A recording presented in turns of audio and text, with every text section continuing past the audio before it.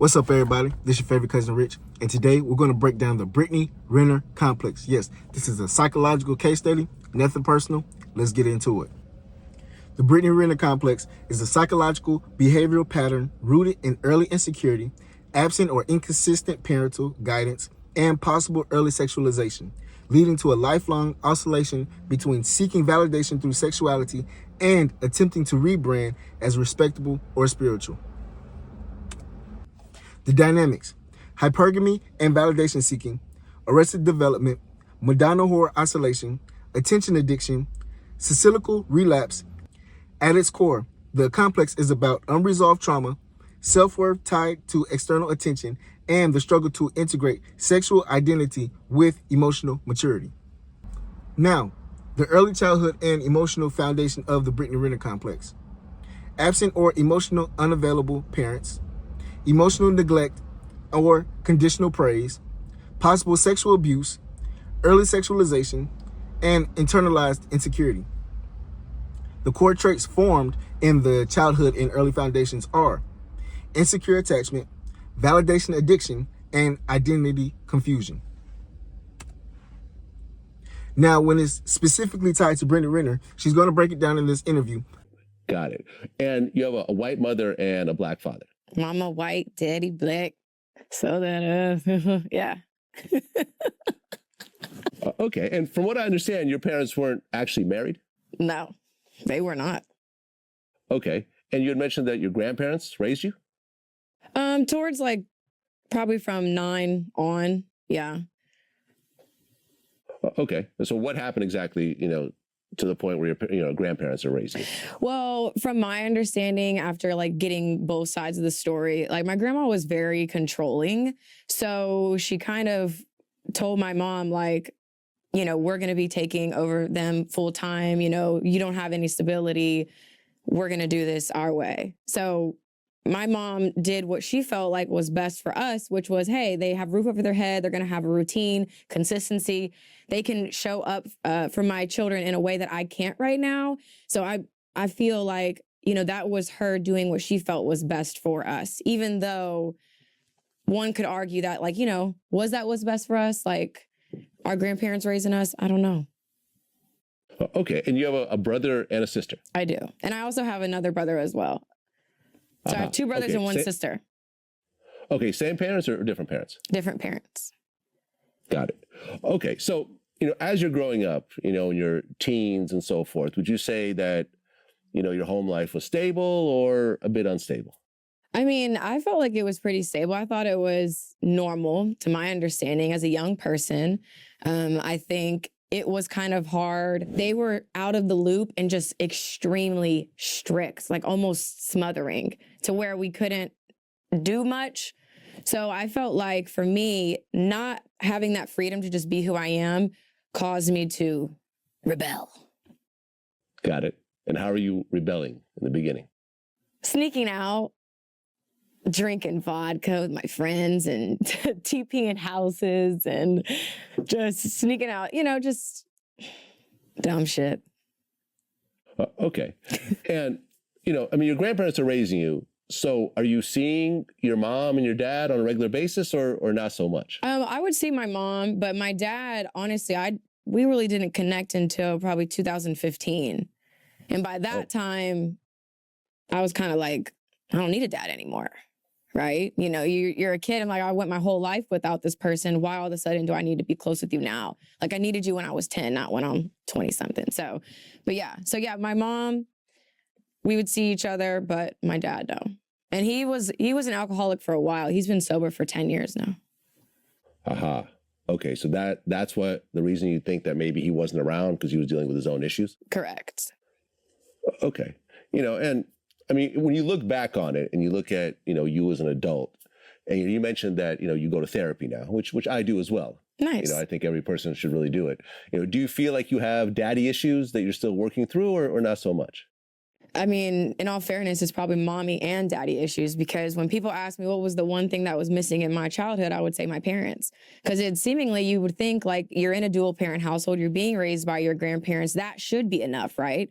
You know, you have the roof over your head, you have food, clothes on your back, you know, taking us to and from soccer. But I feel like as a child, you have unconditional love for your parents and you desire to have them in your life. So I would say for a long time, I struggled with both. And I think it's something that, of course, you know, you still work through. I don't think you're just completely healed from anything traumatic. But I will say that you just kind of learn more so to dance with those skeletons like along your journey. So I think a little bit of both. Yeah. Because I wanted both of my parents. So, like I said, what was missing in this video was the part about the hate campaign against her mother from her family. So I had to crop that out. The video would have been too long. But like I said, in this video, her strict upbringing from her parents, or her grandparents, I should say, early rebellion, her father being absent due to being an alcoholic, her mother was missing. So as a result, all this combined made Brittany internalize the idea that she must overextend to be considered good enough, fueling her lifelong need for external validation. Now, the adolescence and the younger stages of the Brittany Renner Complex. Exploration of sexuality as power, early hypergamy tendencies, and early oscillation between rebellion and approval. And this is shown by her dating high-profile younger men as PJ Washington and other celebrities and other athletes and things of that sort that has been seen in the media or in the public eye. Now, the core traits formed are external validation dependence, persona oscillation begins, and hypergamy tendencies. Adult behavioral patterns, strategic hypergamy, public persona amplification, Madonna whore oscillation, and drama and chaos dependence. How does this break down with Brittany Renner? Strategic relationships and high-profile dating, promotion of thought culture in her book, Judge This Cover, public custody drama with PJ Washington. Now, the core traits formed are attention addiction, arrested emotional development, manipulation of public perception, and hyper-awareness of attractiveness as currency. Now, this is the big shift. Public rebrand and reformation attempt. During this stage, the religious conversion, marriage, or persona change. Remember, this is temporary distance from chaos. Again, temporary distance from chaos. How does this break down in Brittany Renner's life? Her conversion to Islam, which is a public rebrand, and now her marriage to Kevin Gates, which only lasted 52 days. Again, remember, temporary distance from chaos. The core traits formed are surface level integration of the Madonna role and temporary distance from drama, but continued internal insecurity. Again, continued internal insecurity. Now, here comes the relapse. She returns to the wild, attention-grabbing behaviors, social media, provocative posts, dating drama, media and public attention reinforces this cycle. Now, how does this play out in Brittany Renner's life? Return to provocative social media posts, public drama with her baby father, PJ Washington. And here goes the breakdown. And remember, this is recent.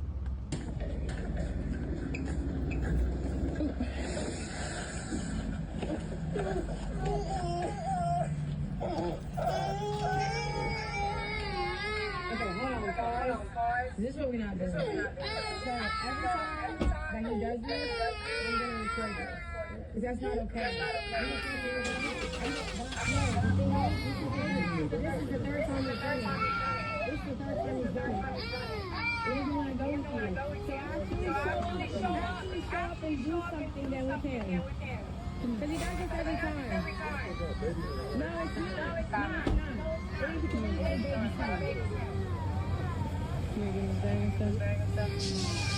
That's terrible. That's terrible. 3 weeks in a row. No, it's not that at all. No, it's not. Yeah, I will. And I'll tell you right now, every single time he's not here, guys, we're going to record that. It's up. It's up. What'd you say? What'd you say? I didn't say that. I didn't hear you say it. No, I did. If you had one, maybe I would. Pussy ass. What the fuck you looking at? Get your ass out my driveway, ho. Fuck you. You don't pay for shit either.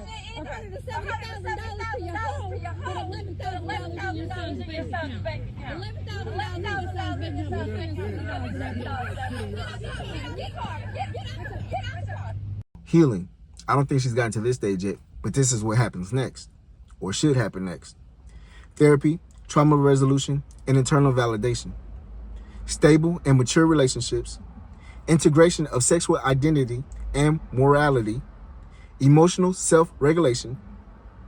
Now, like I said, publicly, she hasn't displayed this yet. But this would be internal and a private process, if it occurs. And the core traits formed during this process: true self-worth, emotional stability, and mature relationships. Like I said, this is nothing personal. Hey, it's a psychological case study. I hope this can help somebody today. Let me know how y'all feel. If you like more videos about this, if you like more videos like this, just stay tuned. It's your favorite cousin Rich. Y'all be safe out there, all right? Love and blessings.